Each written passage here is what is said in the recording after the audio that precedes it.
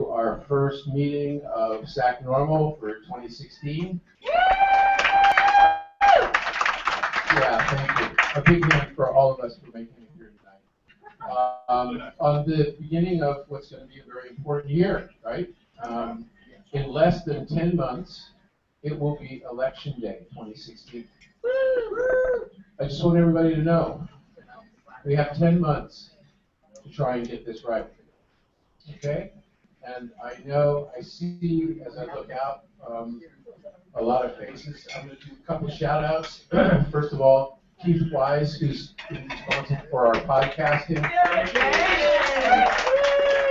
He's the one that makes sure everybody that doesn't actually physically attend the meeting has access to it online. And we have a couple of other, and please, I'm just kind of randomly looking around at the people that I've seen so often. We've got Anthony and Patricia Savali here with Belladonna sitting in the front row. Some of our regular attendees, and many of you know Anthony is working as secretary for SacNORML right now, and soon we'll be resolving issues regarding our status with NORML. We're looking forward to that. I also want to just put out a quick request. There's a lot of people here that I know want to do more for cannabis legalization and cannabis policy reform in the state of California. And as far as I'm concerned, it can start right here. And it can start right here with your reaching out to Ron Mullins here to my left. Everybody knows Ron. He's the executive director of this branch. And if you will get in touch with him, if you have time to put into doing some administrative stuff, doing some social media stuff, doing some other volunteer type work for our organization, you can empower all of us by coordinating your efforts with this man who is just overwhelmed with the amount of work that we have to do. And I think as I look out here in the crowd, I realize that there's a lot of people here that recognize how much more we have to do. It's not just satisfactory to come every month to this meeting and get energized and get educated and then wait another month to do anything about it. We're down to the last 10 months. We all have to kind of dig in and come up with a little bit of extra effort, a little bit of extra money, a little bit of extra time, so that we can actually achieve what most of us see as our mutual goals. And in that line, I'm going to make a brief statement that a lot of people feel very passionate about the issue of cannabis and cannabis policy reform. A lot of people have very good intentions about how the direction of that policy reform should go. And yet, we have differences of opinions. We have different opinions about strategies, we have different opinions about policies, we have different opinions about limits for grows, and in spite of those diverse differences, we all need to come together, right? So we want to focus mostly on the stuff that we have a large consensus about, because that's what we're most motivated to change. But we want to continue to be respectful of the diversity of our community.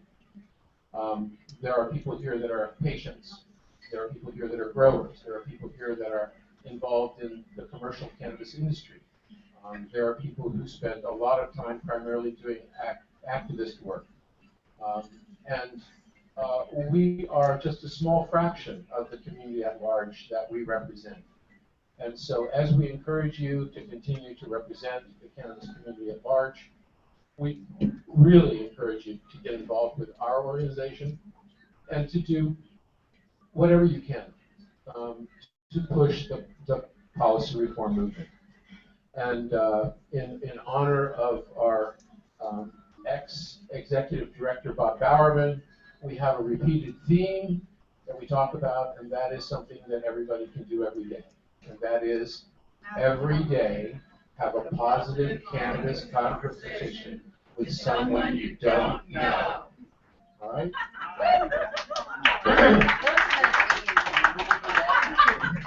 So that's something that everybody can do on a daily basis. Today, in my activities, I stopped at a burrito truck to get a burrito, and while I was there, this Loomis armored truck showed up, right? these two Loomis armored truck drivers get out and they're ordering burritos too. And I say to them, so you guys going to go for one of those transportation licenses in Mercy? And they went, what? And I said, yeah, you know, the way the MRSA law is written now, we're going to have to have, you know, third-party transporters. You're going to have to be secure transporters of cannabis and cannabis proceeds. You're going to have to take product from farmers to processors, and from processors to distributors, and from distributors to wholesalers. He said, really? Wow, really? And I said, yeah, I mean, I know now you're carrying most of the cash around, but, you know, there's a niche in the industry that's coming up. The law's just passed. You guys could get a license to be transporters of cannabis. And I didn't know these guys from Adam, right? And he went on and looked at me and he said, far out. Really? And I said, yeah, you should be talking to people in your company because there's a niche in the market for you guys. He says, wow, I wonder if I could specialize in just carrying cannabis instead of carrying cash. That'd be cool. So I just throw that out there. There are opportunities all around us. They abound in our environment. And whether or not it's the people that are in line with you at the grocery store, or you know, people that are waiting at the corner for the light to change with you, you know, if you wear a button or you wear a T-shirt or you have any kind of cannabis insignia on yourself, there's no reason today that we can't all help each other and help our culture come out of the closet about cannabis. There are more of us than there are not of us. Okay, we are the largest oppressed majority in this state, right? People that want to support cannabis policy reform. So you have opportunities to talk about this every day. And I encourage you to take advantage of those, because that way we are all educating eventually the people that are going to vote on this in 10 months. So if it's important to you, and I believe it is, I encourage you to involve yourself on a daily basis. Involve yourself with a local organization like ours, and get in touch with Ron and volunteer some time. And you know, don't stop there, because we need donations, we need votes, right? So we're not going to be finished with this until we go through the whole process, and that is getting the signatures, getting it on the ballot, getting it voted for, right? So first meeting of the year. One of the reasons we didn't have a meeting in December was a number of people. Not only was it a busy holiday time for everybody, but you know, the Emerald Cup occurred the second weekend in December, and many of us were attending that. In connection with that, I just want to bring to your attention a good friend of mine, John Vergados. He is the editor of Skunk Magazine, right? Yeah, thank you. He deserves a lot of recognition. For those of you who aren't party to what goes on in the back rooms of the cannabis industry, Skunk Magazine was the beneficent sponsor that enabled the Emerald Cup to move from being 300 people up in Humboldt County. I think this was their 12th anniversary now of the Emerald Cup. But it started out as, and this is a pun intended, as a potluck harvest celebration, right? And people just, it's a big potluck party, and people brought their best representative samples, and there was an informal competition, and they developed a scoring system and a judging system so that it was objective to find out, you know, who was growing the best weed. Now, insofar as most of us, I believe, would agree that here in California, we grow the most weed in this country. Yes? And up in the Emerald Triangle, those people believe that that region produces the best cannabis in the state of California. So John Vergados was the man who put up the money and enabled and facilitated the movement of the Emerald Cup from the Emerald Triangle up in Laytonville to move County Fair from, I think, the 10th Was it the 10th?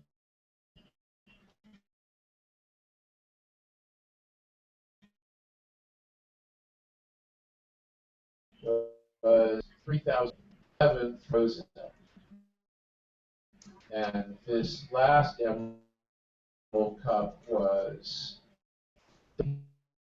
people at the Santa Rosa County Fairgrounds.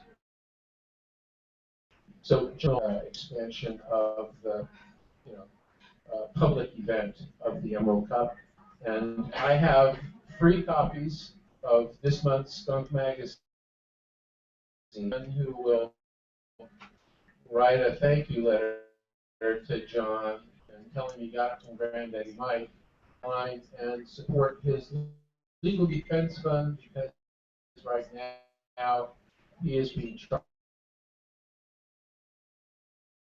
for violations in Canada. So both sides. Somebody who has done a whole lot to enable and expand cannabis in California, and yet is being prosecuted / persecuted for his, participation in the industry up in Canada. I just want to point that out, because as comfortable as we all feel here in public talking about this, it's important for us all to realize on a daily basis there are people being ground down by law enforcement in our industry. Okay? There's liability that's still about for people in our industry, and that is precisely what we're all here to address today.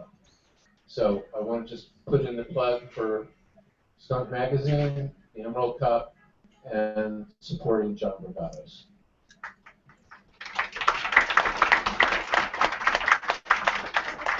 Thank you. Thank you. So I'm going to just give you a brief preview what we have on the agenda for tonight. We're going to have a number of brief presentations. Jackie McGowan is going to talk to us about her Ban the Band's website and what's going on there, what's going on up in Yuba County, and the strategy that they've developed there for a public response to the banning efforts of local jurisdictions. Marcia Blunt is going to be talking with us just briefly about the Brownie Mary Democratic Club at the upcoming State Democratic Party convention in San Jose. And then our highlight guest speakers, who I don't see here yet tonight, we have Glenn Bacchus and Nate Bradley are going to come and discuss the new adult use marijuana act. Okay, all right, okay, so. Can I interject real quick? I also wanted to do an update on the local meetings that the city has been having. Lynette, are you up to date on that? Can you give a brief of, not this second, but in the next few minutes about the meetings that they've been having, what they're talking about, and then just what the next one is. There's a lot of changes happening in the city. Okay, so we've just added Lynette Davies about local Sacramento issues. Now, insofar, well, I'm going to back up a little bit, because there's some people I'm looking at here and they might not realize how these meetings usually go. Okay, I just went through these are the people that are on the scheduled agenda, but it's pretty much an open meeting. Is there somebody else here that has a cogent issue that they need to discuss with the rest of the group for 3 or 5 minutes? I see Richard Miller, one of our board members here, has raised his hand. Richard will let me know. He's going to give a little update about Placer County and Nevada County. Okay, anybody else? Okay, I see John Lee here from MCLR, and he would like to give an update on what's going on in Stanislaus County. Okay. Okay, so I made those notes. I had. Okay, we're not. we're focusing on Betty Braden here has raised her hand, and I know she wants to talk about CCHI, and we're not really discussing all the different initiatives tonight. Can I get you to form your concerns in a question for the ALMA people, or you want to speak separately about CCHI? Oh, I just want to speak inside petition. Betty Okay. has petitions for CCHI. So I'll just get everybody else Okay, individually. all right. Well, can I make that announcement for you? Yeah, but. Betty, but not right I'll now. tell you what. You'll tell me. Clipboard, Okay. Betty. Get your clipboard out. Give me a sign, and I'll know what to say for you. All right. That said, everybody should know we are a nonprofit organization, and we are an open and inclusive organization. So, with that in mind, is there anybody that's attending for the first time tonight? Can I see a show of hands? Oh, wow.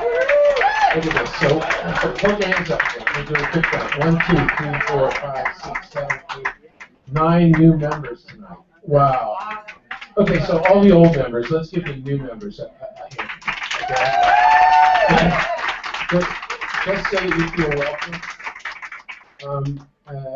Insofar as many of us don't know all of you, would any of you care to introduce yourselves? Okay, I'm gonna just give you numbers, okay? 1, 2, anyone else? 3? 3 people want to introduce themselves? Okay, 4, 5. Okay, those are your numbers.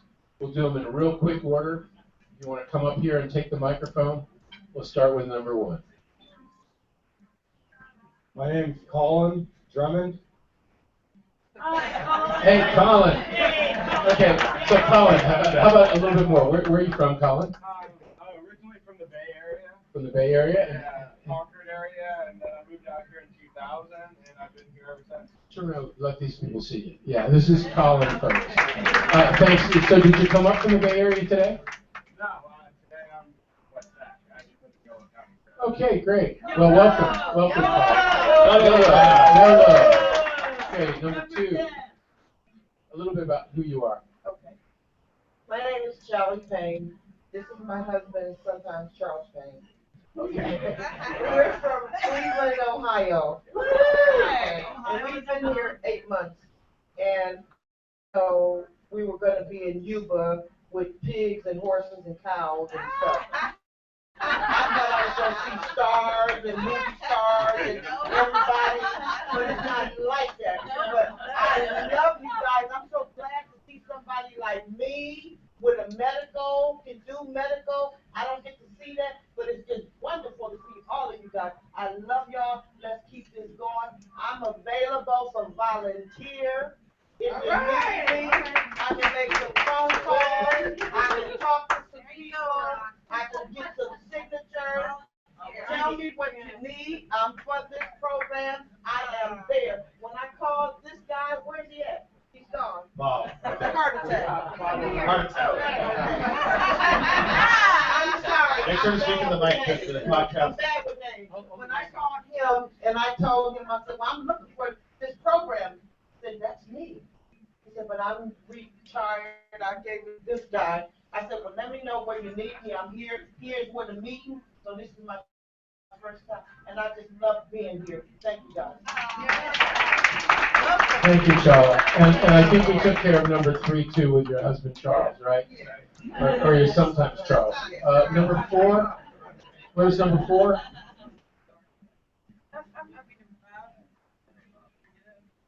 you guys doing? It's nice to meet you. I'm Jacob. This is my cousin Ramon.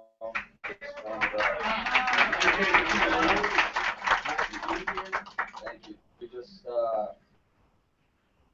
not too long ago started diligently working between investigating the county, what they want to do, the state, and everything, and formed our own little collective, trying to help out in any way we can. And this is our first meeting here, but it's definitely not going to be the last. We're here to help everybody around us and hope to get some encouragement and help as well. Just to learn more, it's always a learning curve, and we're going to do our best to make sure that what everybody's here and wants happens in the end. So, all right, it was nice meeting meeting everybody, and it's a blessing to be here. I also want to remind everybody that we are podcasting, so don't go in front of that if you don't want to be podcasting or speaking into the microphone. Otherwise, you don't have any risk, because if you're not talking directly in the microphone, the podcast doesn't pick it up. You can go to the like page on Facebook, facebook.com/SacNORML, and the link to the YouTube podcast is there. You can share it on your wall or send it to your friends. And please check in here at Perco's and hit that you're attending the normal meeting. Okay, I'm Jesse. I'm from Woodland. I'm born and raised there. I'm a student. I go to Woodland Community College. I'm active in the political process and in student government at my school, and I'm interested in, I'm always advocating for the legalization of marijuana with my friends, and then someone asked me, have you ever gone to, or what do you know about what's going on? I was like, I don't really know. Like, I'm a huge hypocrite. Like, I'm always telling people to be involved in the political process, and I'm ignorant. So I'm thinking, well, I should probably go to a meeting and figure out what's going on. And so I'm interested in, 2016 is going to be a big year. I want to help get the youth vote out. I think, Awesome. yeah, and I want to mobilize other student leaders to also to do voter registration efforts on campuses. So because the more young people vote, the better chance there is for legal marijuana, and I think that's something that we need. It's long overdue. So, thank you. Thank you. Thank you. Any other new members would like to introduce themselves? Okay, I'm just going to point out that we have some notables here. Dr. Molly Fry is in the audience.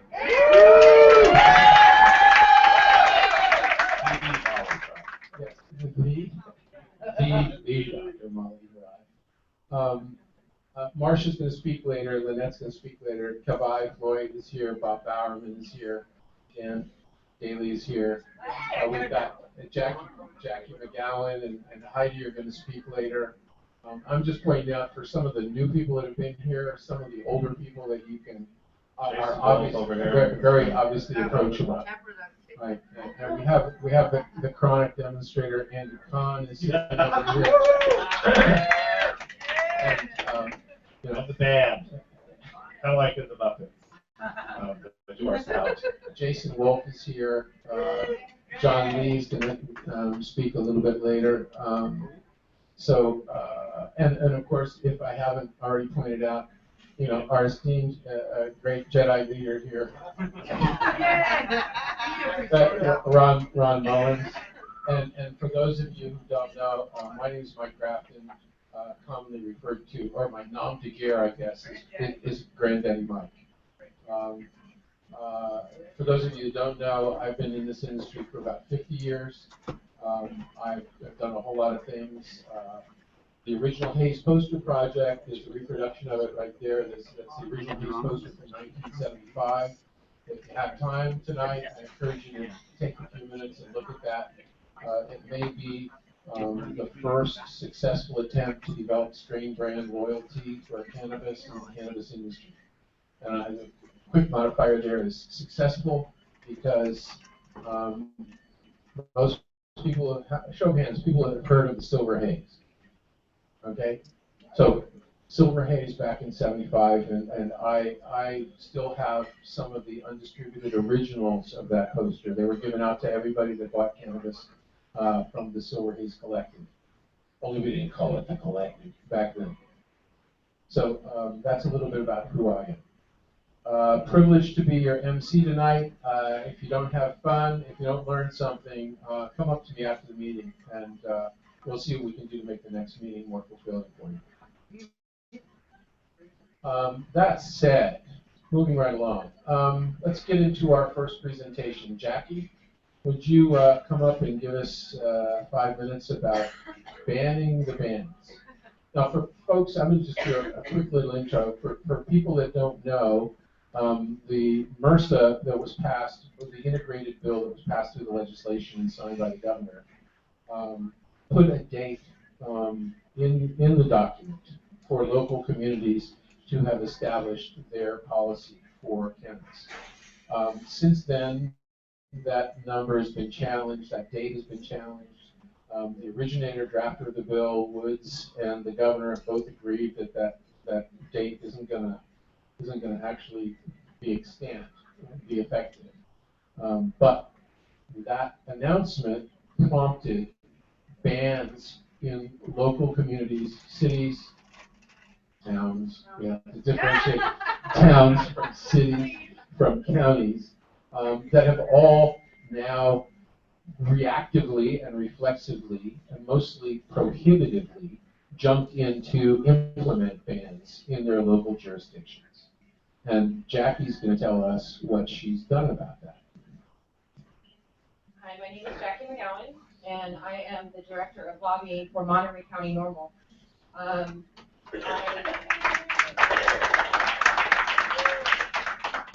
Due to an inadvertent error in the Medical Marijuana Regulations and Safety Act, which stated that local government needed to regulate cultivation by March 1st, there has been a rush of cities and counties to implement bans. They're not only banning cultivation, they're banning personal cultivation, they're banning deliveries, they're banning everything. At last count, according to SF Weekly, the ban situation is at 87, but I don't think they took into account Bloody Tuesday of yesterday, which was about 25 that I saw. So I think we're well over 100, and I think there's a tidal wave of more to come. AB 21 was introduced, and it was heard in the Senate today, and they were expecting to speed that through the process to get that date removed. However, there's now opposition against AB 21 coming from Drug Policy Alliance and the ACLU. So that, and the League of Cities. I can't even begin to address the League of Cities situation, but it's too early to tell which direction this is going to go. I'm constantly monitoring this. So what I did was, when I first started seeing the bans come through about 2 months ago, I set up Google alerts for every city and every county in the state. So 482 cities and 58 counties was a lot of work, but it has allowed me to stay as current as possible on the situation going on in California. We're not through this. We won't be through this until that date comes and passes. And it's just, we just have no way of knowing how to stop this right now, which is why I created a group. It's called California City and County Ban Watch on Facebook. It's only a 10-day-old group with 800 members as of 2 minutes ago, and growing by 50 to 100 a day. I created this group so that we could sift through the cities and counties and add it to the calendar in order to unite local activists to find support within their own community. I have 2 rules in the group. One is 2016 November ballot initiative, and the other is to be completely respectful to everyone involved and not to throw stones at how we got here. How we got here, it doesn't matter. How we're going to get through this is what counts right now. So I have had to I banned 2 attorneys yesterday for bashing other people and bashing myself. I have that written in the rules and the intent of the group. There's 2 simple rules, and if you can't follow it, I can't have you in the group. You cannot get off track. I can't have the threads going in another direction other than uniting local activists and giving them the tools they need to fight the local fight, okay? As this group evolves, as we get closer to the initiative date, we may revisit that rule, but as of right now, I cannot babysit and referee people that are throwing bombs coming our way. So I strongly encourage everyone to get involved, and all you have to do if you're curious about your county is throw it in the search bar and see what's been posted recently about that city or county. If you're looking for local support, you can post that in the group as well, that you are looking for some direction. And it's just been a wonderful tool to unite our community. And that's all I'm begging everyone is please unite and stay focused.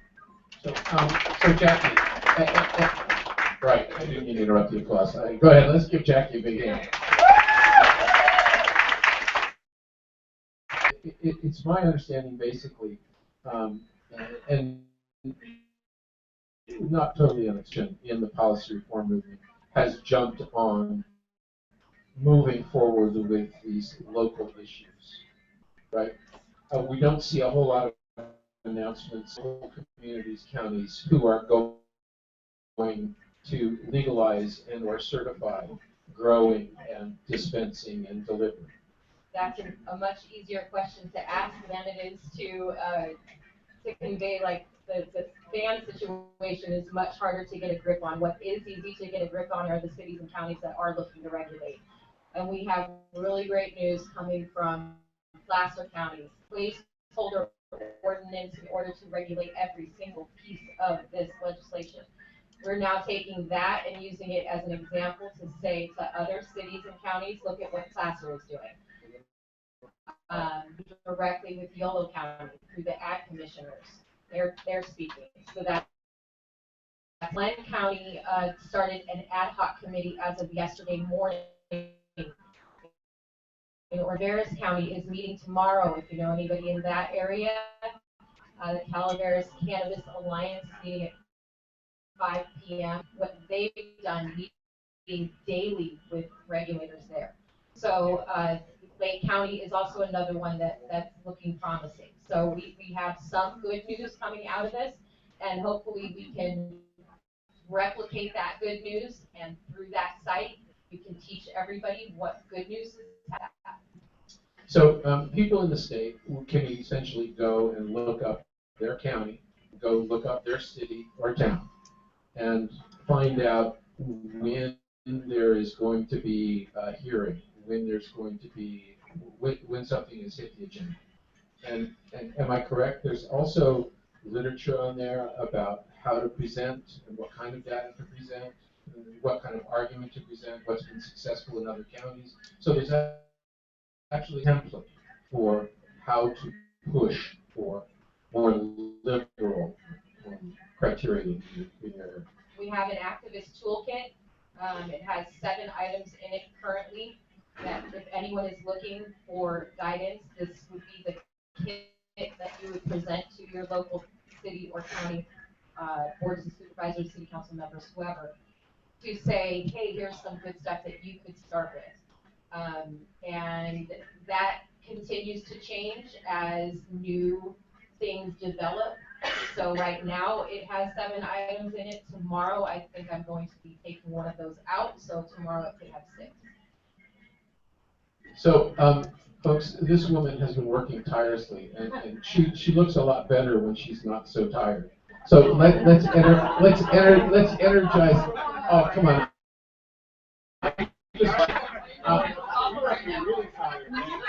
I'm sorry, this is going in a completely wrong direction. Where I wanted to go is, would you please energize this woman's work with another round of recognition? Thank you very much. Gosh. You guys are a tough audience. Jackie, you always look at me.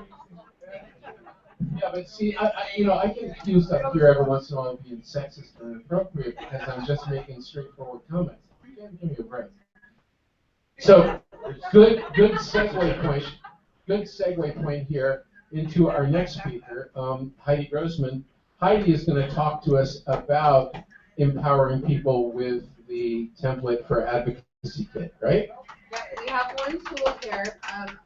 What's going on in Yuba County right now after the arrest of Christopher Marquis, who transported 247 pounds of our medication to Pennsylvania. Yeah, Boo Marquis. So anyway, what we did in Yuba County is we did a CPRA, which is a California Public Records Act. And I'm going to put this up online and make it an open source document so you can tailor it to your county. And what you can ask for is any type of public record.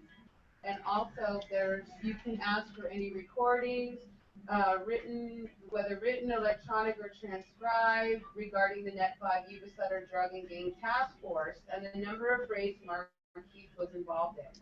So what we do is we're asking for all the records since 1996 to 2016, and they have 10 days to respond or we can see them. So what also it does is if we get multiple people sending these out, I sent it to the Yuba County Sheriff and the Net 5 Yuba Sutter Drug and Gang Task Force. I sent it to the clerk of the Yuba County, and I sent it to the Yuba County Board of Supervisors. So they all have to respond to me. So we send them in the mail. We hand delivered 4 or 5 of them yesterday. Gosh, where were we? So anyway, it's gonna make a dent in the clerk's day. It's gonna make a dent in the Board of County Supervisors' day. And what we want to do is we want to stop the raids and we want to stop being arrested because we're a legitimate industry. And there are also bad players in our industry that we don't want here. So let's get rid of them and let's stop being raided and arrested and let's start backing up these counties and costing them money because they're selling our weed. Basically. And there's also talk, I mean, there's, as far as we know so far, there's 62 cases that this officer was involved in. That's 62 victims. That's either a class action or we're going to look into doing a RICO act on these people. RICO, yep, and shut these motherfuckers down. Right. And so, yeah, that's just, a lot of people, one of the tricks I learned as a paralegal and throughout all the lawsuits I've been involved in my life is that you just have to keep compounding them with paperwork, and it costs them money, and they want to just get you to go away and get you to settle. So, yeah, I will put this up, and you guys can find this. And also, I have a consulting business too. If you know any farmers that need to get legal, there's a lot of resources. We're putting a huge resource together here in Sacramento on El Camino Avenue, right next to 1841 and RCP. So, and we're going to have Rudy Roma, Awaken America, come joining us there. We've got a huge classroom. So we will be educating everybody and helping you as much as we can and sending you in the right directions for the right resources. And let's get these guys. Let's do this to every single county, to every raid and task force there was. Yeah, let's make it hard for them to come to us.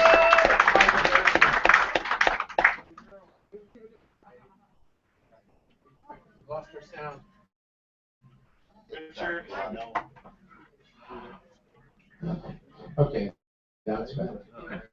All right, so I want to make a brief, just use my little bully pulpit here for a minute and talk about this narc detective Heath up there in Butte County.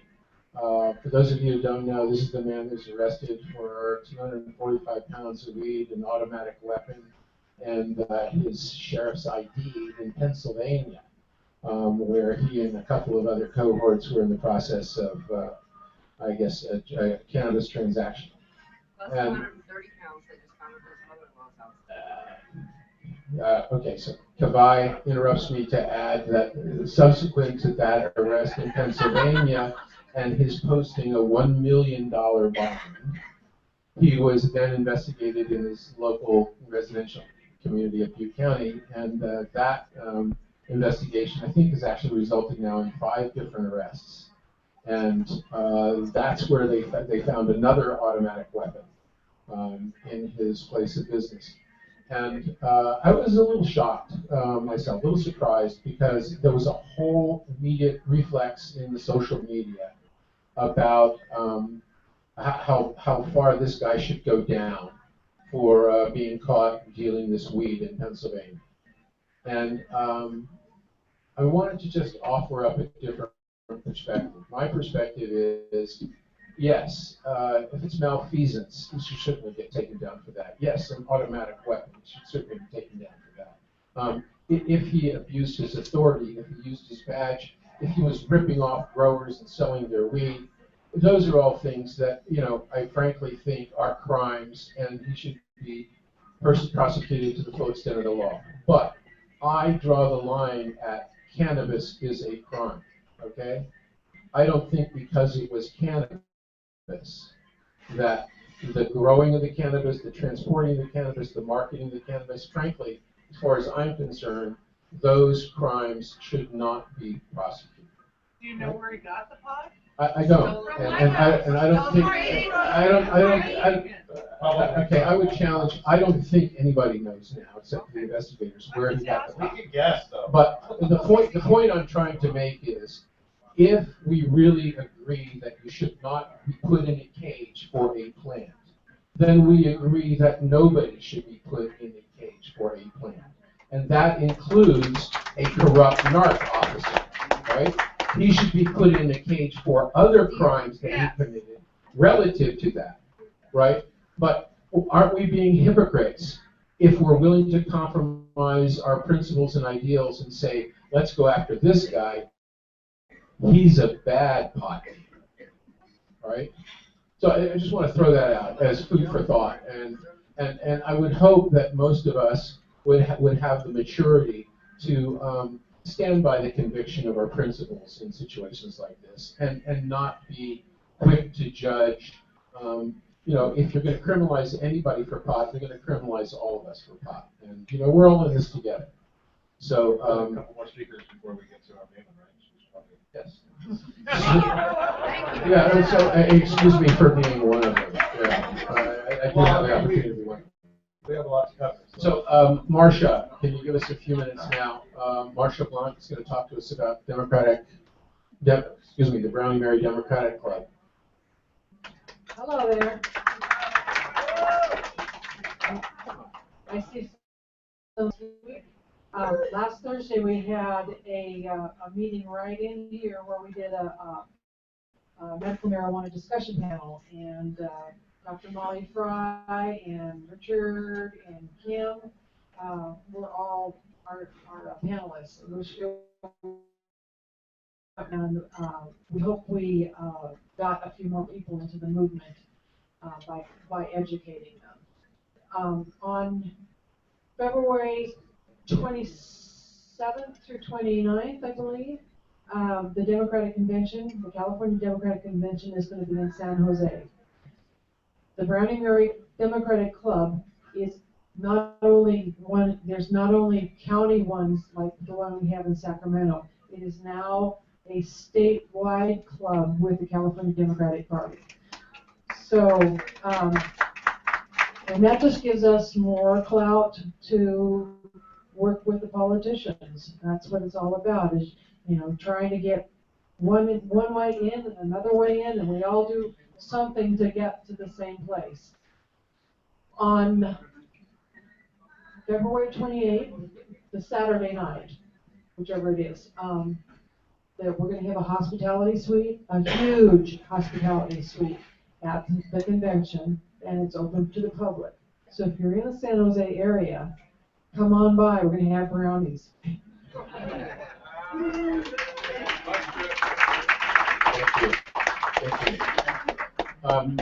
Lynette, a few minutes about local Sacramento changes. Changes are coming to Sacramento. What we're looking at is for the city of Sacramento right now, they are looking at putting an ordinance in for commercial cultivation. It is going to be at the Planning Commission tomorrow at 5 o'clock or 5:30. And right after we hit the Planning Commission, I'd like to hit Citrus Heights, because for those of us that are in this area, Citrus Heights might be a small city, but we want to be sure that they don't ban in Citrus Heights. And so we appreciate your support there. When we're looking at the city of Sacramento by making these changes for commercial cultivation, they are not looking at making any changes right now on personal for our patients, which is unfortunate, because right now our patients are kind of limited on an outdoor ban. That in the Sacramento County, that's another one that's going to be coming up very, very shortly. We hope to county that they're looking more favorable as Roberta McLashon is looking at stepping off of the board. I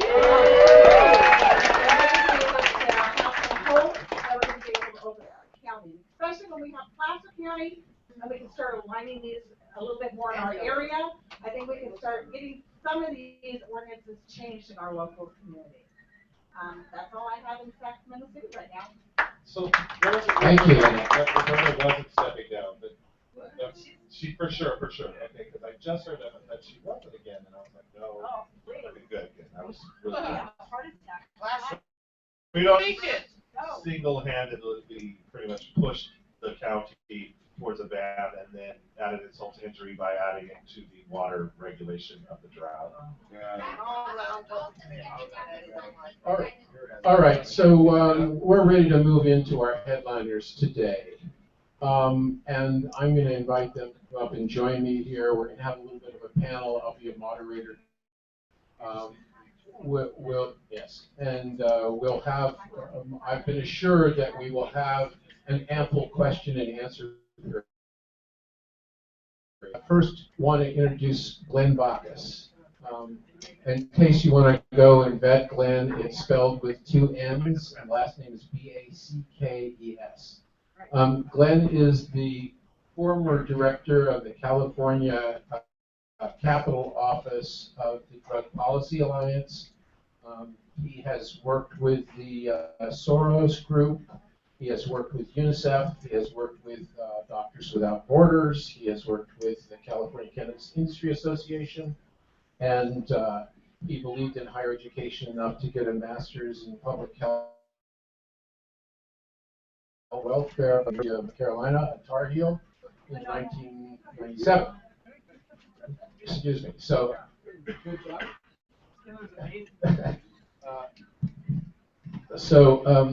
I give you Glenn Bacchus, and then on my left here, recognize Nate Bradley. Nate's been here and addressed this group. Is a past enforcement officer, past member of the Law Enforcement Against Prohibition group, and most recently is the executive director of the California Cannabis Association. And we are privileged today to have Glenn and Nate here to discuss with us the I'm going to call it by its formal name, the Control, Regulate, and Tax, frequently referred to as ALMA, Adult Use of Marijuana Act. Colloquially, and I would like to say kind of incorrectly, referred to as the Sean Parker Initiative. All right, because in fact, Sean Parker has agreed to match pledged money to the organization, and to my knowledge, hasn't really written a check yet, right? Last week. A $250K check. Went through MPP, Marijuana Policy Project. Drug Policy Alliance also put in $250K. And a new way, I have trouble remembering, put in their $250. Okay. Somebody showed up last week. So these are, and just to give a little background, we started out approaching Dr. Donald Lyman, one of the proponents of record of the initiative, and ended up through Jason Kinney, who is the public relations manager, with the referral to Glenn and Nate to come and speak tonight at the meeting. So that's how we got to here. So I'm going to assume, and maybe this is a big assumption, but I'm going to assume that most people have taken the time to read the initiative and know what the content is, so that we don't really need to spend a whole lot of time going through explaining all of what this comprehensive bill includes. Nevertheless, I think it would be unfair and somewhat impolite not to give these gentlemen at least 5 minutes to talk about what they think are the best highlights of their bill, because I know we have a lot of questions about us believe are less stellar components of the bill. All right, so up to you. Who wants to go first? I'm going to follow Nate. Wow, thanks, Glenn. Glenn taught me how to lobby. When we first got our very first lobbyist, Glenn was our lobbyist. We teach each other a lot. Wow. There is a lot. I'm thinking, no. I'm sorry, I ran. I was literally in meetings. I sprinted here. Why are we We were working? told to show up, we weren't really told what to say. We were told to show up. I think you need I this. got a text message yesterday. Yesterday night. Our part, we approached them a month ago, okay? This isn't on us. I understand there's concerns. I understand the worries. I mean, I remember, 5 years ago when I first got on law enforcement, 19, I understood the problems. The issue is how bad do you want it to be, or how good do we want it to be? And I had to look at this issue, and I look at that initiative, and realize, there was some work I wanted to actually do on it. There was some work. I didn't have $1 million check, but what I had was a logo. And so we came out, what, as we say, the best bet to actually make it, to the ballot. Because it's not just about language. It's about when you work run an initiative, you need to have 3 ingredients. I like to joke that it's like baking brownies. You need ingredients. Not just you want a good draft. You definitely want language. But the other thing you need is a coalition. You need a working coalition of non-cannabis groups, not just cannabis groups. You also need the finance. You look at everything. You look at, and we have our board. My board actually, I was actually sick when I voted on this issue. My board looked at everything and looked at all the initiatives and realized we believe this one has the best shot. We're going to put our resources and time into fixing this one, working on this one. And that's what we've been doing. We've got a lot of great, there was a lot of issues in that bill that would have been very difficult on the industry. Like, if you own a dispensary, you think you should have the option to grow? You shouldn't be banned from growing if you own a dispensary, because it might be able to charge, you'll be able to charge less to the patients. The original version of that bill, didn't allow you to do it. So you could either cultivate, be a distributor, or be a retail operator, and we wanted to fix that. And we were able to open all that up, so we created an open licensing system. So you can create any sort of business model you actually want now. There are other issues.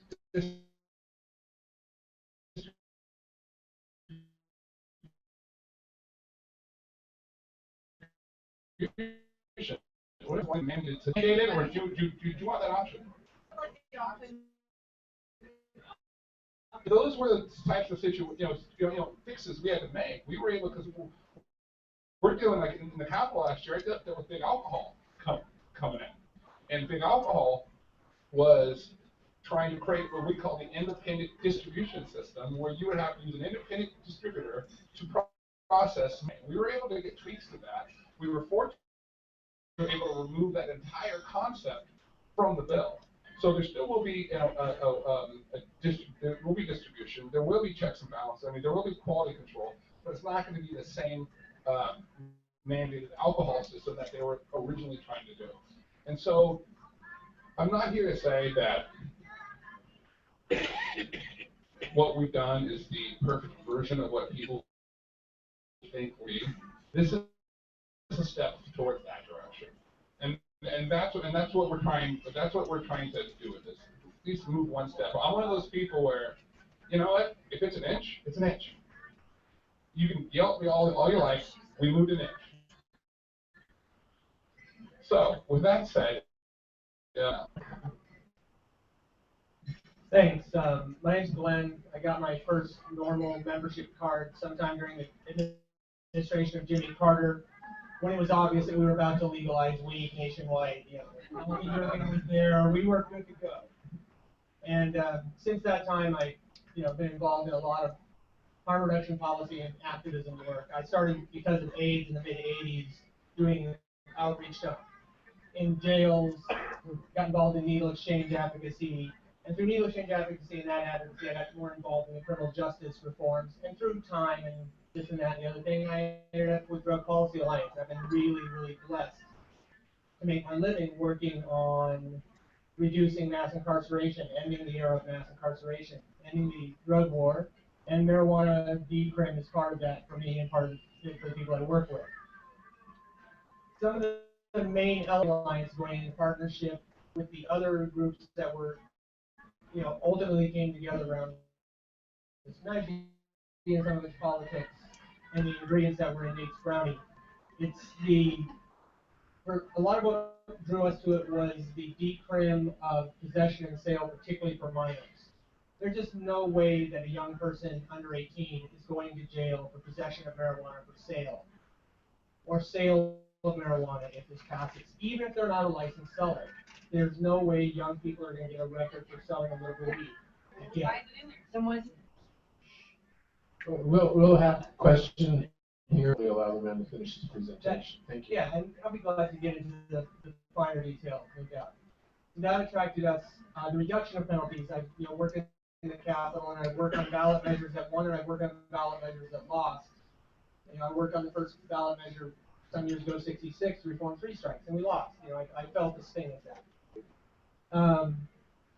So the reduction in penalties, the viability of that comes from having alliances with, potential alliances with unions, the potential support of the California Medical Association,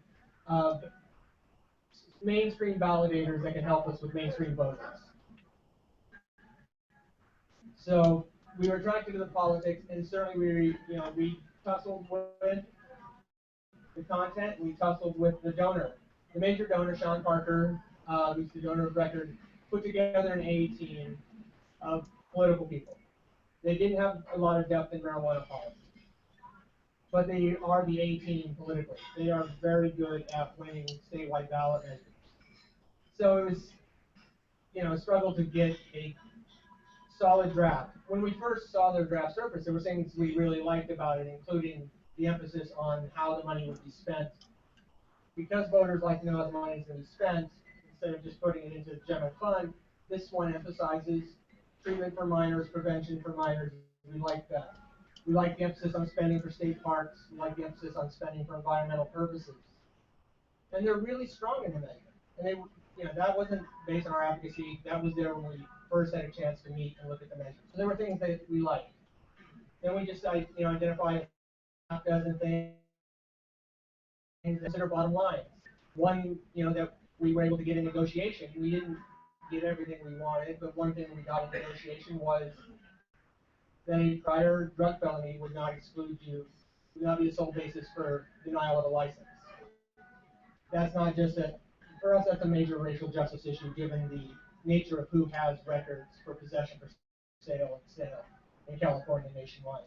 It was a bottom line, and the campaign was willing to listen to us and go into partnership. So we arrived late at the table. We were able to fight for some things and lost some things that we wanted to get.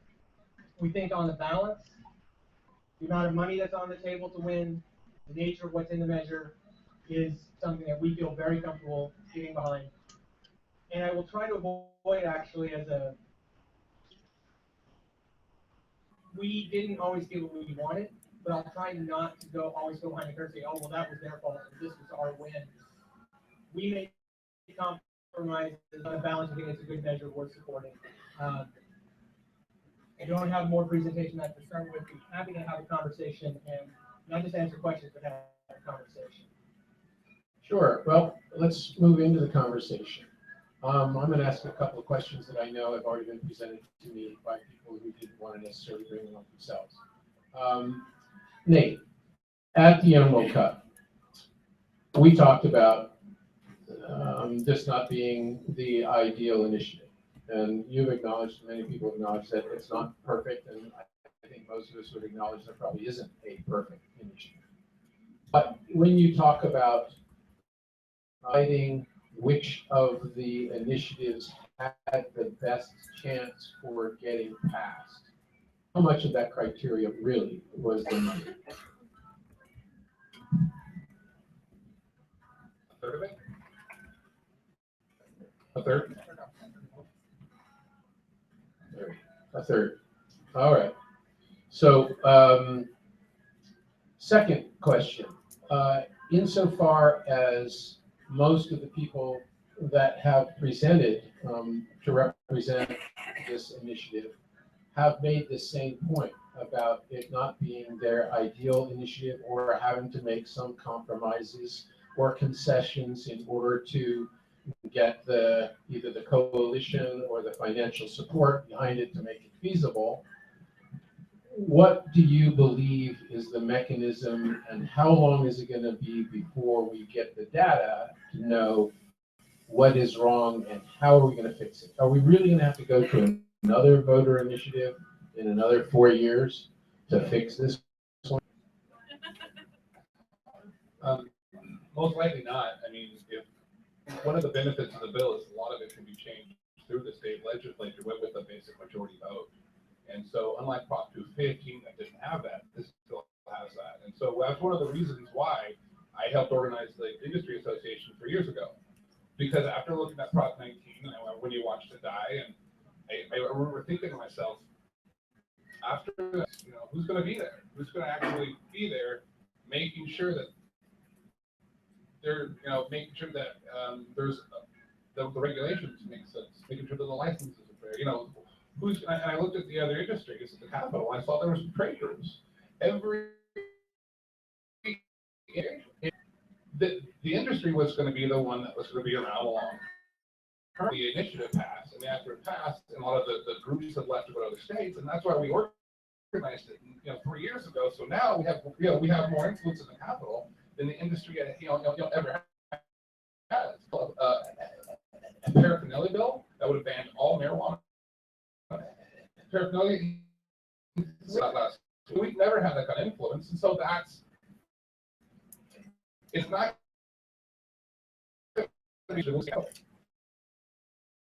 And excuse me, I mean it just sounds like, but excuse me if I don't say that answer, Nate.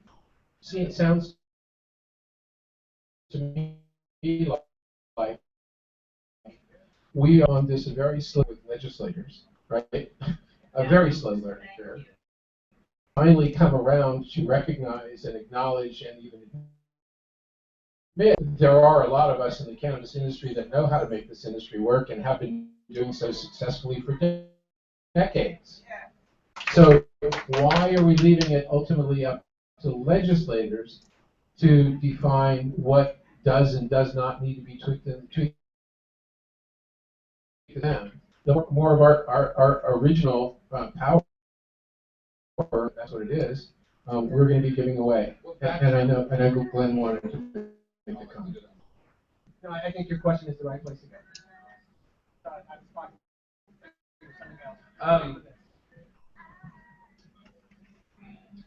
Well, we live in a democracy, so we have to rely on. We can't go in there. We are the majority. Well, actually, there's 33 million people. You don't know how 33 million people think.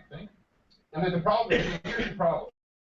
When you said, everyone had to give a little, that's how legislation gets done. That was the most frustrating thing with me in the Capitol, was that I learned to get legislation done, you need a coalition, especially on a big move, and everybody in that coalition accepts the fact that they're going to get about 60% of what they want. And with the initiative process, it's the same way. We could just do one that only comes from us, but there wasn't the funding there for that. People that knew how to get laws passed, so they hired a group of people that know how to get laws passed. Initiative process. One of the big things you do is you form a coalition, and everyone through us, so it's one through the counties, law enforcement, the medical association, teacher data, all nitpicking at this issue. And so for that to happen, everyone comes to terms with the fact that we're only going to get about 60% of what we want. That's how the process works. Does it suck? Yes. I would love it if legislation was exactly how I wanted it to work. It just doesn't work that way. Okay, follow-up question, specific, and I don't really mean to put you on the spot here, but part of this initiative is a tax of $9.25 on flowers and $2.75 on leaves, right? Could you tell me what is the difference between a leaf and a flower? And if we're talking leaf, am I talking, is it the leaves that I trim my plant during the process of growing? I have to collect them and weigh them up? Is it the leaves that I use as an ingredient into a concentrate? Is it a leaf that I weigh when it's still full of water, or can I cure these leaves and reduce the weight down to 10% of what it weighs when I take it off the plant? At what point am I paying $9.25 for the flower per pound for the flowers, and per ounce? Per ounce, I was wrong. Okay, let me correct myself. $9.25 per ounce for the flowers, and $2.75 per ounce for the leaves. Yeah. Yeah, the taxes was probably one of the most frustrating points because they, I personally, a lot of us believe that if you tax, keep the taxes too high, that the underground market, which is sort of the purpose. That's not too high. Yeah. That's well, well, let's say there's we currently have a prohibition tax of 1,000% that gets added to it. Canada's only costs you $50 an ounce to grow, but it's sold for $400 an ounce. There's a prohibition. So we're dealing with 1,000% tax right now. We're going to remove prohibition and put a 9% tax on it. That's the reality. If people still cheat, whatever prices they want to keep selling it at, that's what the market will actually determine. But the reality is, cannabis right now is sold with about 1,000% prohibition tax. And that's all going to go away? It does over time. I mean, not overnight. It does over time to make that modification in the future based on the income that they're generating. Well, we're looking at it's going to be the federal government. When the federal government reduces and actually allows the states is when we're going to start seeing the prohibition tax really drop. It's going to be reduced state by state, but the prohibition tax is still going to be there as long as it's federally legal. Right. And what did we say in Alma about the federal scheduling of cannabis? You can't schedule. No, I'm talking about what did they say in Alma? You can't deschedule through the. So there's nothing in there that says California supports the descheduling of cannabis. There's nothing in there that encourages the federal government to change their existing federal policy at all, right? That's correct. The only reference to the Fed. That's correct. I think the only reference to the Fed is there is.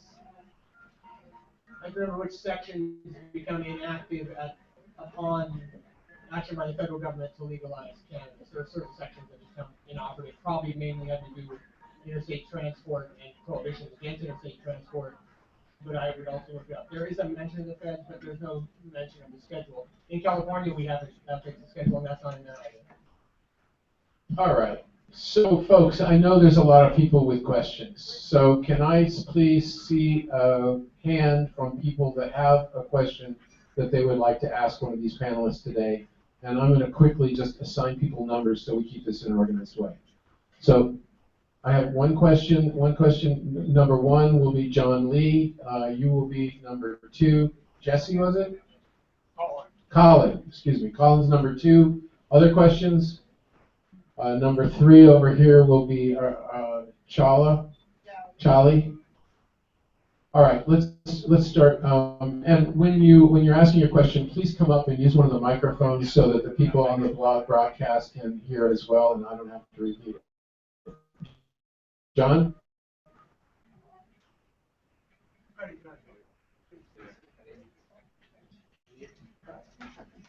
Thank you. A couple questions, but I'll let others get to it here first. My name is John Lee. I'm one of the proponents of MCLR, Director of Environmental Policy.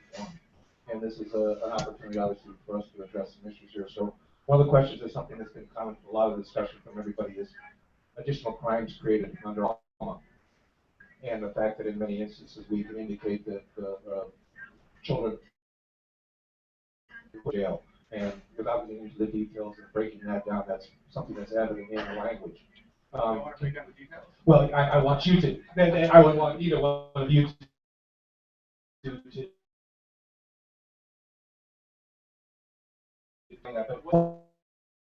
what's indicated there are people that are about this initiative. So my question is, as a result of the initiative, if they are, and we're going to be putting a percentage or a limit or some level where this is an indication to your group that this legislation we then need to move, as Mike said or other people said, we moved to other legislative thoughts again. That's my first comment. So, they made no changes in criminal law. They just allowed a legal market to create it, and we still had an 80% reduction in incarceration for possession for sale and sale crimes. The rate of the absolute numbers dropped 8% in the first year. This measure goes further in decriminalizing or reducing penalties. So we should suspect that there will be massive reductions in the amount of people incarcerated. It's not a complete decriminalization. It splits the difference in what they think the polls suggest the voters will bear, and will still be 50% plus one. But there is going to be significant reductions, and in fact, I said about 18. Anything that they get is also cleared from the record at the age of 18 automatically. So there's a good deal of work in here that's focused on minors not getting records. There is the gray area between 20 and then you're 21, you're allowed to use or 8 grams. For additional crimes on the balance, you're going to see, by my measure, my analysis, a massive reduction in incarceration around marijuana. And lastly, in terms of amendments, there's different thresholds for amendments in the measure. On the penalties, there's only one direction the legislature is allowed to go, and that's down. They're not allowed to go up. That you have to go back to the ballot if you want to increase penalties for anything.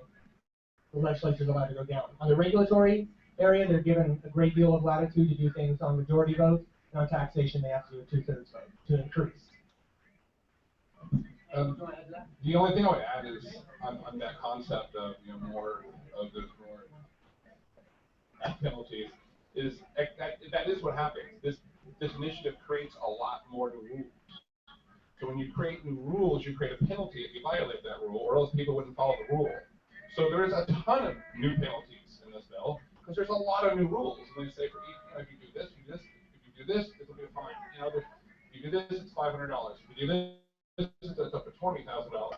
That's what happens when you regulate a product. So Betty, I recognize you for question number 4. So, my question was, is there a threshold of a certain level of people that are going to put in jail that will cause this to be considered a failure to be revised and direct ballot box for the election? Have you determined, even though you say we created new laws and you indicated you think there will be less, by creating new laws and new crimes, we potentially could put more people in jail? Is there a threshold that you see that will indicate that this is a failure and we need to make changes to the legislature at the ballot? Oh yeah, this the first year you see arrests go up. I mean, the stats come out every year, so the ones you say go up. If you look at Prop 19, Prop 19 didn't even pass, and the next year marijuana arrests went down from 55,000 to 5,000. And we also reduced it from a misdemeanor to an infraction, made it easier for cops to cite people, and it went down from that, and we didn't even pass it. And so I understand your concerns 100%, but as somebody who used to be a police officer, 99% of them hate dealing with this issue and can't wait. I've talked to cops in Denver. The second it was legalized, it was like, sweet! You got a few asshole narcs out there that like really bang on people's doors because they were picked on growing up. But those, those people are going to be there. And trust me, cops hate the cops that work with them hate just as much as you guys do. But the majority of people can't wait to not. The majority of cops can't wait to not have to arrest people anymore. I like what John's saying, and if we can talk after, if we can talk about this one said, if it's not this by this date, then we screwed up. And so I'd be happy to talk with you about what is the measurement that would be valid for minors, young adults, and others that we haven't gone far enough. Pharmacists, everyone is regulated. When they break the Business and Professions Code, it's considered a misdemeanor under California law. So once we've moved into a regulated market like other products, it's pretty easy to find yourself running into a misdemeanor crime. It's a question then of how it's enforced. Are you now an outlaw who grows, a controlled substance, or are you a person who's screwed up? And misdemeanors are throughout our code for all kinds of business. Yeah, I mean, I got into this for a public safety reason. And I'll pledge right now, first to the roof, I'll lead the campaign. Okay, but through the roof is one of the. Okay, Substantially, if there's 1% of the state that get arrested, we're talking about 300,000. So, well, it was at 55,000 a year before Prop 19. It dropped to 5 after 5,000 a year after Prop 19. So, but like I said, you and I, you draw the line, and as soon as you decide what is and is not that this repressive law enforcement group does, by really arresting a lot of people. How come that didn't happen? I don't know. And I don't. But I do, as somebody who was actually on the job, someone who's looked at the numbers, all we're doing is, so they've already drawn the line. It's already illegal now. Okay. So we're pushing that line back. All right. So as of this moment, if I'm driving in my car and I have my vaporizer in my open container under your law, am I going to be arrested? There are people who have that opinion. That's not actually the way that it works. So a half-smoked roach in a jute tube is not an open container? A vaporizer, whether it's used or not? A joint that's sitting out could be considered an open container. A joint sealed up in a container is not going to be considered an open container. It's just like with wine. If you put a cork in a bottle of wine, it's not an open container. You could put it in the back of your car. It's not an open container because it's sealed. I mean, the truth is, it's just, don't leave joints laying out in your car. I mean, I'll be honest, people steal them. It's the same threat of, marijuana hard candies being put in the Halloween bucket. No one wants to put a $20 candy in the kids' Halloween bag. They're not going to give it out, but it's just, it's fun to talk about. Right. I just don't want to have to put my pocket stash into a locked box in my car. No. And I don't want to have to get out. I drive a van. I don't even have a trunk I can put it in. So I don't want to consider myself suddenly in more jeopardy because you guys have passed this law. Yeah, things to look at, like, okay, how is my new legal marijuana being stored when I transport it? Because right now it's illegal, so there's no law saying you can't have an open container of something illegal, because it's illegal. Does that make sense? Okay, so once it's legal, there's going to be rules on how it can be used and not used. Do we agree with all of them? No. Do we want to change them? Yes. So I don't think it's great the way it's written, but it's not written in a way where millions of people are going to start going to jail for it. I hope not. I really hope not. We had question number 2. Want to keep this moving? Hello, my name is Colin. I was actually wondering, back in 2009, they were talking about legalizing it federally. I should know a state of Colorado, and it was Washington, and then we had all the feds coming in and busting everybody. I was wondering, if they make it legal federal level, are the pharmaceutical companies and the tobacco companies going to be making profit off of it? Yeah. The answer is yes. No, that's the issue right now. That's why that's how I convinced my board to organize 3 years ago.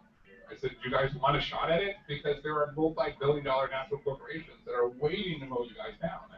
People look at us and look at that's big marijuana. Most of my employees, most of my members have 6 employees. It's not like, we're not, I think we've got Harborside, and they're like, other than that, it's an average of 6. So the reason we're organizing now is to make sure when those companies have an option to finally jump into the game, the current people who are already in that market already have their brands and they have their marketing, they have their feet on the ground, so they can absorb that hit. Because the corporate guys, it's going to take them a minute to figure out the game. Yeah. And in all honesty, it's about 10 years down the road. Yeah. I remember back in 2009, they had the Marlboro weed tax, and they're kind of So we're not talking about federal policy change here today. We're talking about Alma. So Charlie's back. She had question number 3, just in time to come up here. I got a couple questions for you. One question. One question.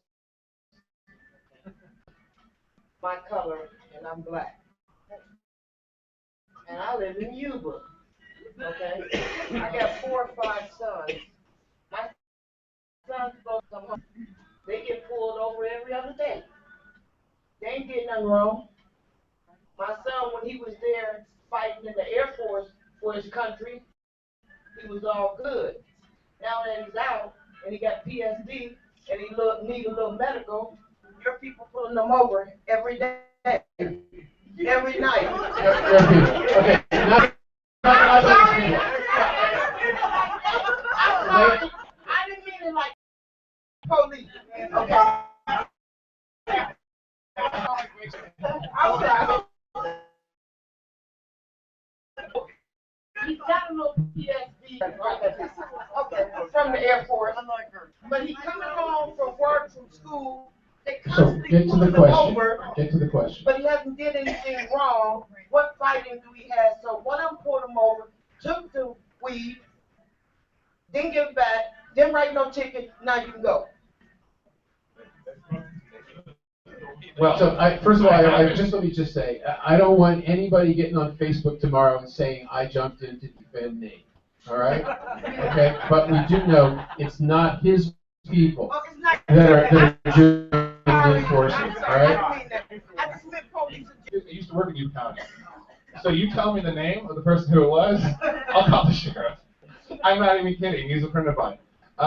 No, they're horrible. Yeah, that's advocacy. We'll take that, Nate. So you got to hook up now. But the point was that there was no arrest, right? There was no arrest. There was no booking. That's his profile. Let me tell you right now. People don't know this. I have an adopted sister who's black. When I would work at Cox in Yuba County,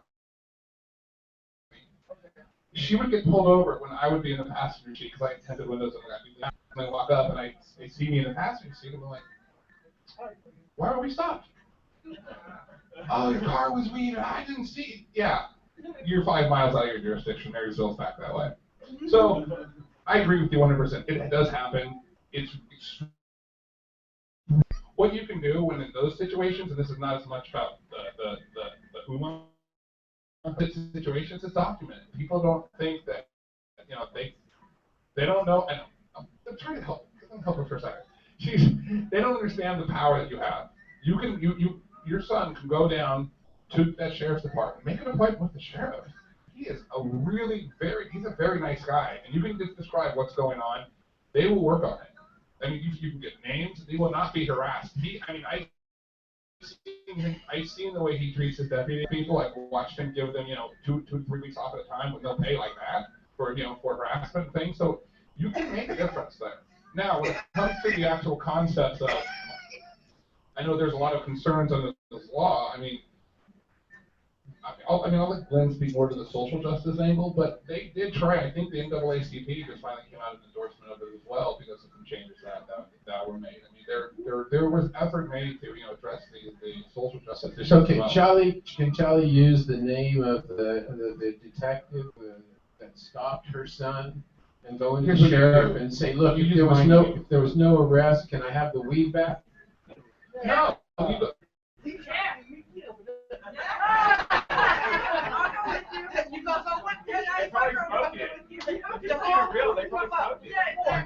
had no right to stop me. Go to Right? Yuba County Courthouse. Nate Bradley told me. Start that way. There we go.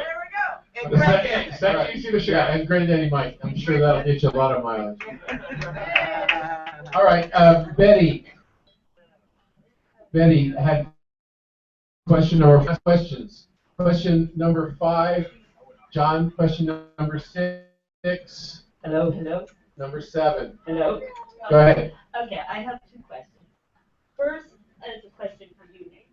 You said that for a couple of years you've been looking into this with your organization, trying to decide what to back. You mean of all these initiatives that have been around, you couldn't have backed one of them? you could have backed MCLR or CCHI. They didn't have the regulatory in there that you thought you could back. Why? Because there's two other elements. You need a coalition of non-cannabis people. Oh, Jim. Yeah, you gotta make sure you know. To pass the initiatives, you need more than just language. You need a coalition of non-cannabis people, not just your friends and your groups that you work with. You need to have teachers on board. You need to have moms on board. You need to have medical groups on board. You need to have the addiction world on board. You need to have environmental groups on board. So you need to have all those as well. And you also have to have some kind of funding lined up as well that other people will get behind. And most of the other initiatives, while I think they are far superior, and CCHI is, I personally read that one, and there's a lot of phenomenal things that we can do, but we just had to look at the one that actually had all the needed elements. And a lot of these other great initiatives out there that I've read, I've gone through, they simply didn't have all the rest of the needed elements. The coalition and cash. Okay, that makes a lot of sense. But I mean, do you not see a problem there? Yeah. Well, yes, that's I spent 3 years trying to in the Capitol, trying to undo all the negative opinions that people have of people who use cannabis. We had to beg to get into places. They weren't giving the people who were hired to run this campaign. They didn't know who to reach out to at first, because literally cannabis groups that reached out to the straight world and wore suits and ties, they just didn't exist. And these people only know how to deal with the people that look like them. I'm not saying it's right. They just know how to deal with those people. Okay. I absolutely agree. Would you stand up, John Lee? Yes, ma'am. You mean listen like that? We lots of those, not just one. Lots. Well, that's what I'm saying though. So does John Lee and his group. Right, John's being used as a dressing model for people that can.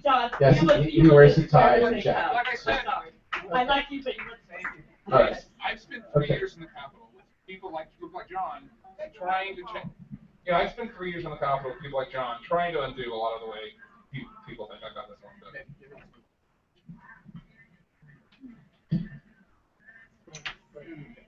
I was disagreeing.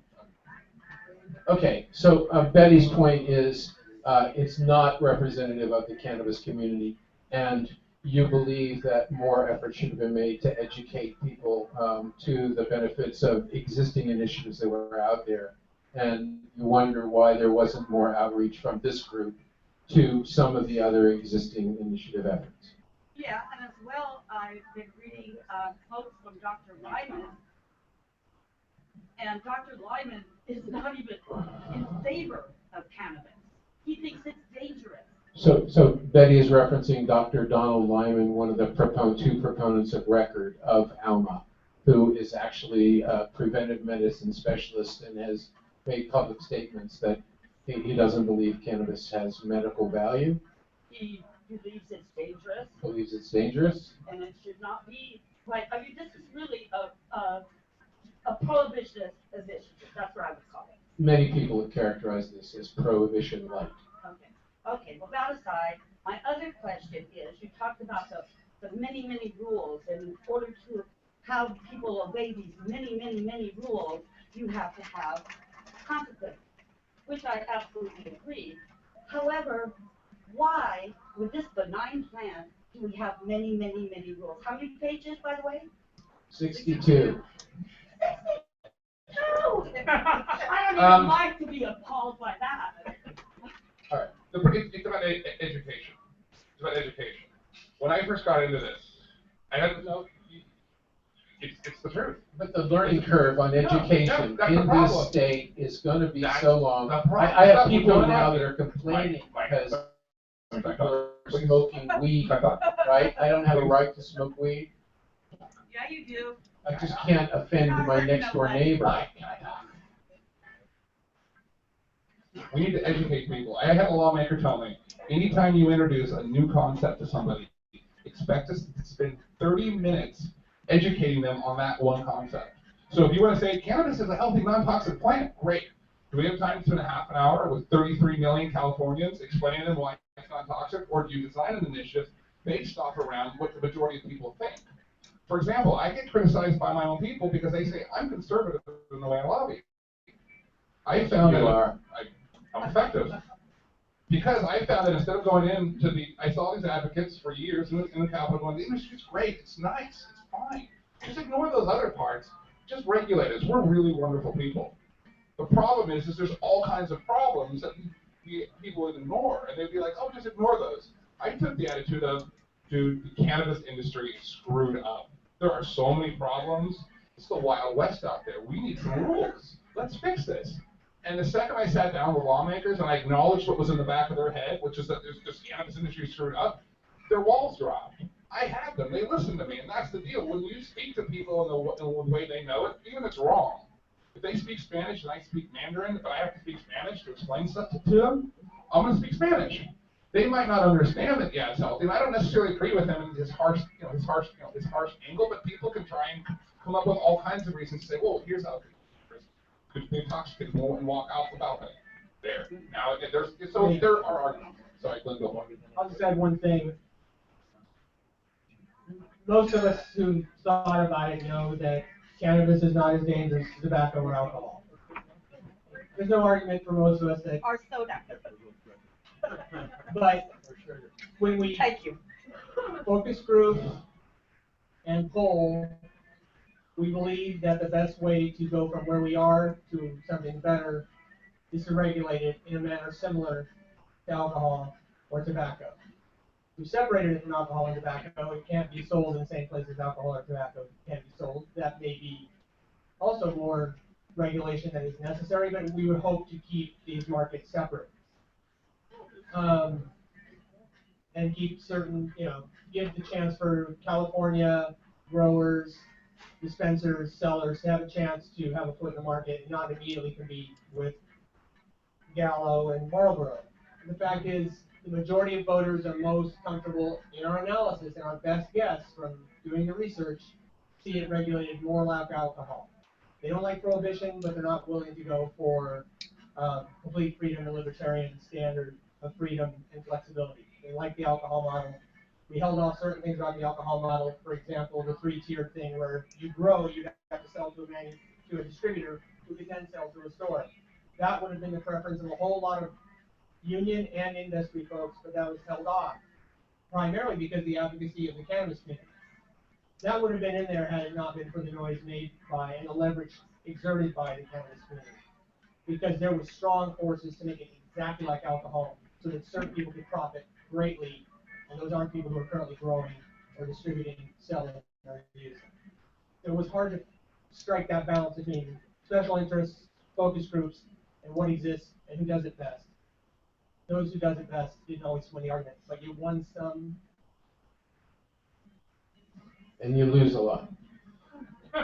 So, next question. It is modeled on alcohol and tobacco, that is true. Next question. Modeled on tomatoes, or maybe grapes. All right, I got a quick question. I'm sorry, I apologize if it's common knowledge. I just started doing really intensive research in the industry not too long ago, so I have to choose my battles in areas of research. Now, a couple concerns with people that I've been talking to is how are they going to regulate the DWIs with this new act? I heard some rumors about breathalyzers. They're going to be able to control determine the content within each person, or are they going to go off how you look, what kind of car you're driving, whether they think you're going to fight them or not, or are they going to pick and choose their battles, or how is that going to be regulated? Well, here in California, we call it DUI. I thought it was DWI for driving while intoxicated. Driving under the influence. DUI, driving under the influence. Just trying to bring you into California and get you in trouble first, okay? So, yes, DUI criteria and how it's going to be determined and how it's going to be prosecuted. It's illegal right now. One of the actually benefits of this bill is they don't put what I call as a magic number in there. One of the problems we've seen in other states is they put the magic number where they just 0.05, that sounds good. 0.08, that's what it is for alcohol, right? But, obviously, those of us in this room have done enough reading to know that, it completely affects your body, the way it works inside your internal systems. And just the way it gets stored on fat, it stays in longer. So there's a lot of factors. Plus the same, it just doesn't intoxicate you the same way alcohol does. And so it's not, it's not safe to judge it by the amount in your system. You need to judge it on impairment. What this bill does is fund impairment training. It doesn't it doesn't create a magic number, but it creates a training for CHP to do research on how to tell people are impaired. So the police are going to tell us how we're impaired. We're going to tell them, and then they will go to court. Well, no, imagine, if you eat a brownie versus smoke a vaporizer, your level of intoxication is two different levels of intoxication. And educating public safety officers on what somebody would look like who has consumed, ate marijuana versus somebody who just vaporized marijuana will be two different. And it's be better for them to be educated on that rather than just passing a magic number bill and just be like, oh, everyone's gone. Better to have them educated on it before they're establishing the criteria. Right? They have to educate themselves and then establish the criteria. John, your question next, and then the gentleman in the back, could you be prepared to ask your question? Let's move this along. Thank you guys. Nate, if I can, and a couple things you mentioned, and this is addressed, it's a roundabout question, but it is a question. You talked about the organization and how the group came together in the A team. And I don't consider that group an A team because it lacked the input, if not from ourselves in our particular group, but the community as it's indicated. Yeah. So it's unfair to consider it. And we all know when we admitted to the lateness of the situation. So one of the reasons that it came late and we've all been frustrated about this is the fact that we've had an open door and welcomed the unification and the communication. And I talked about we being the MCLR group, that for a long time we were asked to be in conversation. And if I was going to start an initiative, if I was an A-team gathering, and I was going to go to an industry that I wasn't familiar with, I'd go look to people who've done the work before to maybe inquire and see and get some suggestions. So number one, you ever read MCLR, by the way? Okay, never read MCLR. I think you have. I don't know how recently, Nate. I don't think you read it when I sat before. But my question I have written all 18 versions. Good. A work in progress by the people. Thank you. Thank you. To you. The question is, and again, not mean to want to be antagonistic, but I'd like to help avoid the failure of this particular situation. My number and our willingness to communicate has always been available. I've known you for years, and you all have extended and always had honest and sincere appreciation for you and your work and everything, as I've handled with everybody here, I'd say to some extent. But my point is that my number has been available, our communication level is available. Dave, how many times have you called me? Maybe once in 5 years. So, but I'm not thinking, but what I'm saying, the question is the door is open. So as we move forward, regardless of the initiative process, can we get a commitment now that you've been forced to the front, you've been forced to the spokesperson, whether you like it or not, both at the Emerald Cup and here, can we get a commitment from you and a spokesman for that group to communicate to us, to bridge the gap where you completely fail, regardless of what decision we all make on initiative? One thing we want is communication and cooperation. Because we've identified a disjointedness with the community, can we get a commitment for you to communicate through us, or at least to us, to help work some of those issues out moving forward, to appease the failure you've had up to this point? How about this? Do you guys know who Lauren Vasquez is? Yes. Do you guys love Lauren Vasquez? Do you know anything to do outreach? Yeah. They're understanding. I'm not saying they've done it perfectly, but they went out and found her to make sure that there are being people talked to. They have come to us and like, yes, it would have been great if we had done this, 6 months earlier. I've heard this dozens of times. Like, yes, I had the comms director flat out told me, yeah, that is one area. We didn't get out too soon enough. We really didn't get any input on that until 2 weeks before it was going to launch, So that is an issue. There are taking steps. I mean, Lauren's going to be doing a lot of work to reach out to you guys. Her full-time job is to make sure the campaign hears every concern. So you guys know her. Reach out to her and talk with her. But she didn't come to this meeting. Call her first. No, I've called everybody. They have my number. My number's public. Our number is open. Come to us. I'll tell her when I see her if you want a phone call. Thank you. Thank you. So you I'll have make you that commitment. I'm asking you to. Yeah. Okay, thank you. But you have an Thank outreach you. person, and this meeting wasn't important enough for that outreach person to come to? Well, she lives in San Francisco, and I believe she was just hired on. Oh, yeah, and I just came from Oakland. She could have gotten a ride with me. I'm just saying, we try to accommodate everyone. Your questions? I'll just give you a little background. Oh, we don't have time for background. Well, no, okay, basically, I have a large family. I've never known a day where this plant wasn't in my family's life. We've grown it the entire time we've been around. I've also had the benefit of being a soldier. Yeah, I know, I can't. I've been a soldier, and I have family in law enforcement. I also have 3 small members who are just entering 18 to 21 phase and will be for the next 3 years. I know as a soldier, when I was out of country and coming home between 18 and 21, we all had problems alone with the alcohol and the fact that we all believed that we should have had the right to have a drink or a smoke of a joint when we came back, and we couldn't.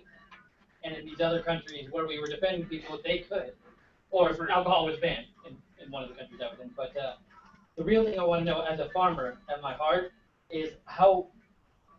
I know that the burgeoning market is now mostly younger farmers like myself. There are a lot of old people out there who are still working really hard. But how are you going to get that kind of number down the throat of some of these coalitions of farmers? Because I've worked with farmers in every county that produces in this state. What kind of number? Well, just found adds up to the point that you're taking profit completely away from the farmers. And you can drive the price down or up, and it won't matter. I also heard it mentioned that you've lobbied with Soros before, and they had that same problem. Oh, you? Okay. Soros had that same problem because he helped to get legalized in the country.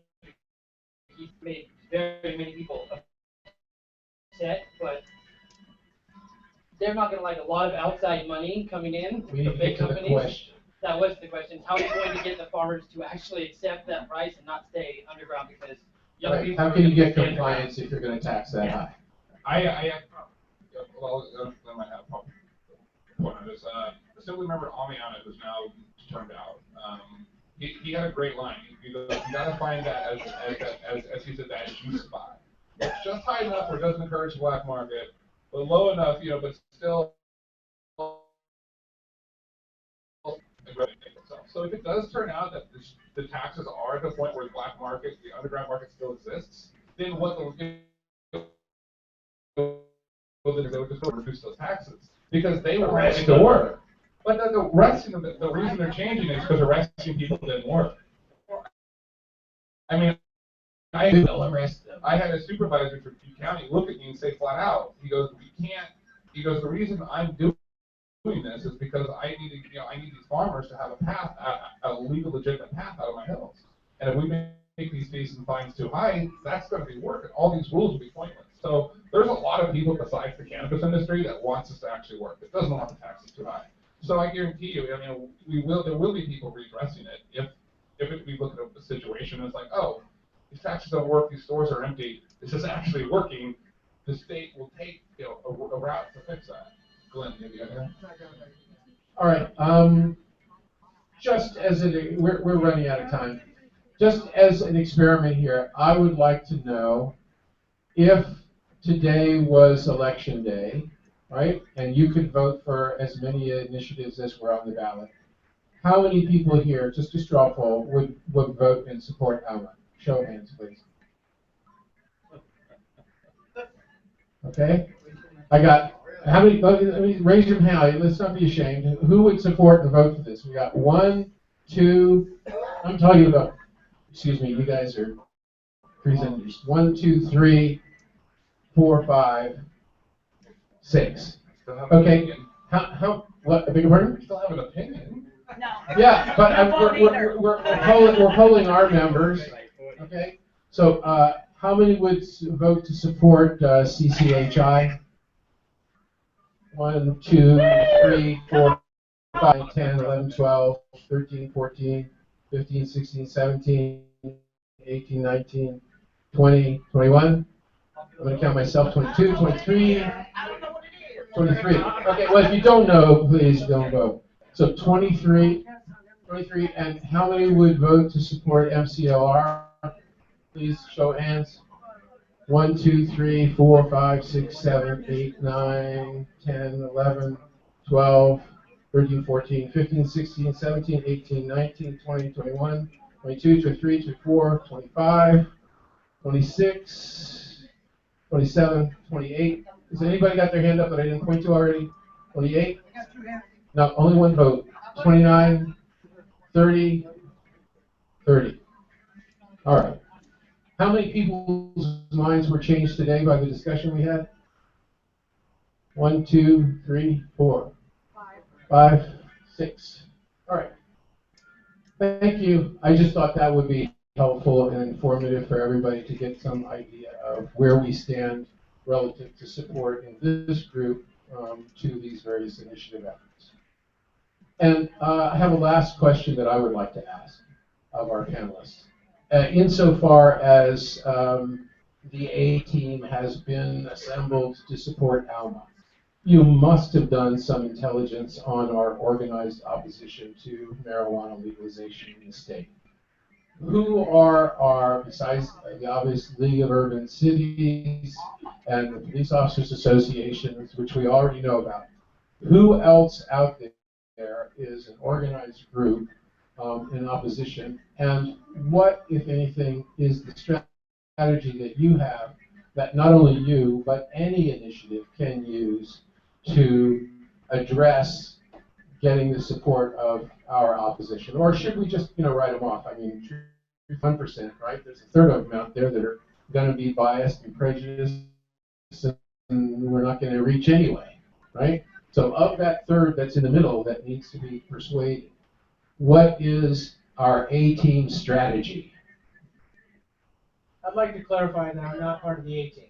I am a B-level lobbyist who works. I describe the man every once in a while. So they hired people who had a lot of experience to draft, and they still at that didn't do the right outreach to get the right voices, but they did good stuff. So part of what they did do right is not just who could be the potential opposition, but who could be our potential support. In California, if you want to win a ballot measure, it's good to have a labor strategy, a Latino strategy, and a strategy that's cognizant of the higher turnout of women than men. So a lot of the consideration goes towards making sure that the investments go to low-income communities who might not otherwise immediately feel an investment in marijuana reform if it wasn't going to result in drug treatment programs, job opportunities, job creation in low-income communities.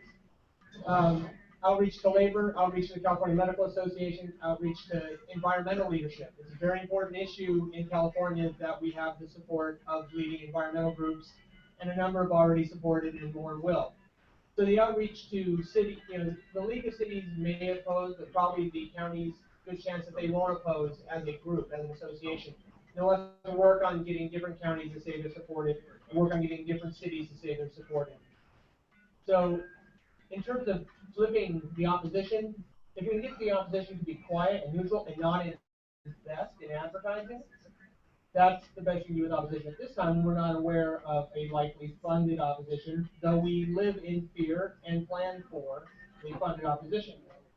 It would be unintelligent to assume the best scenario, which is money doesn't show up again. So a lot of the outreach had to do with medical associations, medical groups, addiction groups, environmental groups, Latino African American groups, and trying to develop leadership in a number of communities outside of the cannabis community as well in support.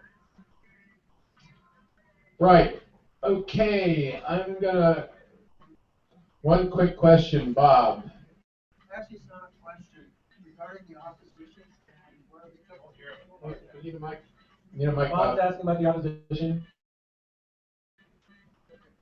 Opposition, and what are they coming to the table with? I know of a $3.5 million ad budget that's coming up against it. Yeah. You can decide to tell us or not. Well, gee, it would be good if they reached out to find out more from you about that. Yeah. Okay. All right. Yes, he's talking about Bob Shabbat, and his group has already organized $3.5 million in opposition to legalization in the state of California. All right. So no, I'm sorry, we're running out of time, and so we need to move on. A couple of things real quick. Anybody who's bought food needs to settle up with the people here at Perco's and pay your bill before we go. All of us need to please give a quick, warm round of applause to Perco's for allowing us to have this event here in the venue and for providing this opportunity. I'd lastly like to ask for a round of applause for our two panelists who came today to enlighten us and educate us about Alma, Gwen Bacchus and Nate Bradley. Thank you both very much for coming. And with that, we need to bring this meeting to a close. Yes, oh, and by the way, it's assumed that if anybody wins the Powerball, we're going to use the funds to legalize cannabis in California. And we're not doing a raffle this year, this meeting, obviously, everybody's not getting up. Grab a free dope magazine, and we're gonna have the next meeting, the second Wednesday, 7 o'clock, right here. So please come. Please share the link to the YouTube video so that other people can hear what the initial people said. And as you're leaving, remember there's a 50-foot smoking parameter around the front door. Do not smoke anything within 50 feet of the door. And once again, the original page poster is right over there on an easel if you want to take a few minutes and enlighten yourself.